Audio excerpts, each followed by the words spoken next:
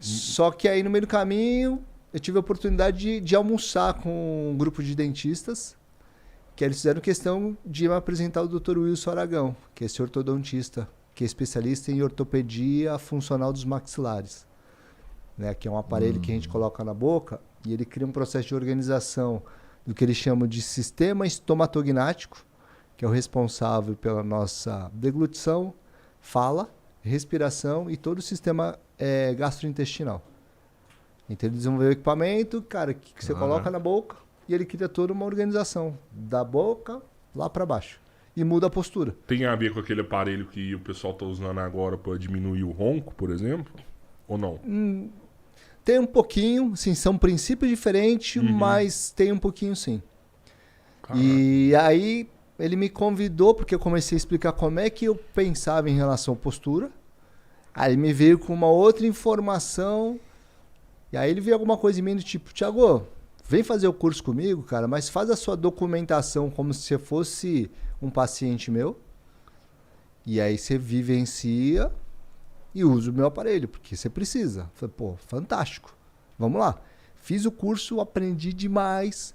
Fiz o aparelho dele, comecei a usar. Cara, daí eu vi que realmente causava um monte de informação diferente dentro da minha boca, só que pro meu azar, cara, eu não consegui me adaptar. Por quê? Porque as estruturas dos meus dentes, vamos dizer assim, eles estão muito incompatíveis de como é a estrutura do meu crânio. É como se a minha boca ficasse virada para um lado e meu crânio para o outro. Então, como esse aparelho ele estimula com que o nosso cérebro entenda melhor o que está funcionando, então ele exacerbou essa ineficiência. Você é torto mesmo. Sou torto mesmo. Você... Aí lascou, porque aí eu não consegui me adaptar ao aparelho. Só que o que foi demais é que eu vi novas possibilidades e eu aprendi muito como é que tem toda essa interação. E aí nesse mesmo ano, se eu não me engano, 2 meses antes, né, eu fiz o curso com o Dr. Wilson Aragão em setembro. Em julho, veio uma americana para o Brasil, assim, agora ela deve estar com seus 80 anos, mais ou menos, um pouco mais, que ela era rolfista, né, foi uma das discípulas da doutora Aida Rolf, e ela desenvolveu técnicas que conseguem remodelar o osso. Então, por exemplo, você quebrou o osso, remodelar o osso. Por exemplo, a gente cai da escada, quebra o braço, daí simplesmente engessa para o próprio organismo conseguir calcificar. Muitas vezes essa calcificação ela fica errada, né? Fica um pouquinho torcida, ou fica um pouquinho fora do alinhamento. E ela, sem querer, ela conseguiu desenvolver uma técnica que alinha esses ossos.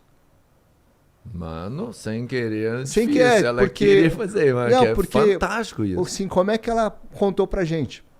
Que ela estava fazendo esse método Rolf com uma paciente dela, que tinha uma lesão e uma costela quebrada, e era uma criança, assim, uma adolescente. E aí ela estava fazendo a manobra na costela da criança e conversando com a mãe. E de repente ela estava conversando mais tempo do que estava acostumada e de repente ela sentiu o movimento assim do osso, toque. Ela achou estranho, depois ela foi palpar, já percebeu que não tinha mais a diferença. Um calo ali. Um calo.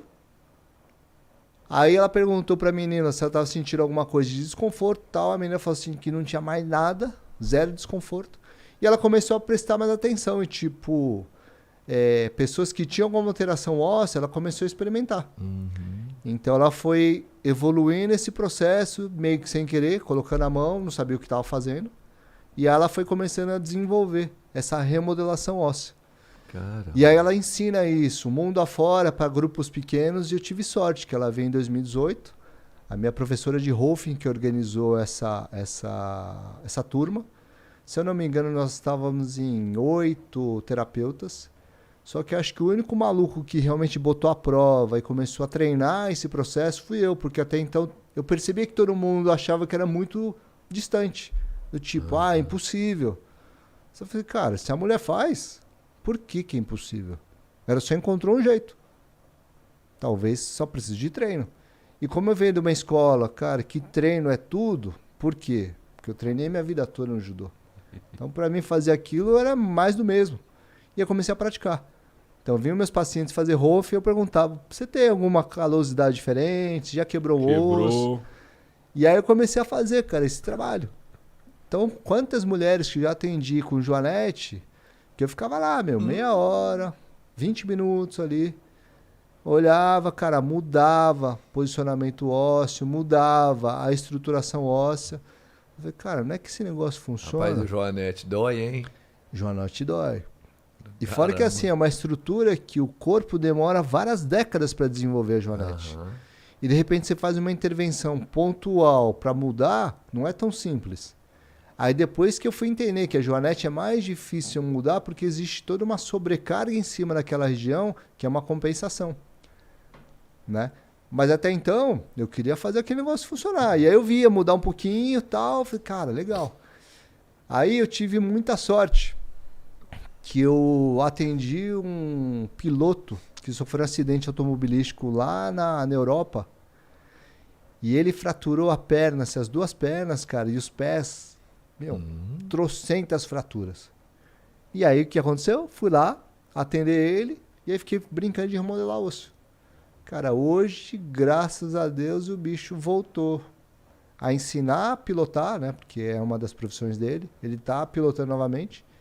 Não tem nenhuma sequela em relação à disfunção. Então, cara, eu acredito demais que é a sorte orgânica dele. Cara, o cara é iluminado, mas de alguma forma eu ajudei, né? Com certeza. E aí, juntando essa dinâmica da remodelação, mais o entendimento que eu aprendi com o ortodontista, foi, cara, e se eu não fizer a junção das duas informações?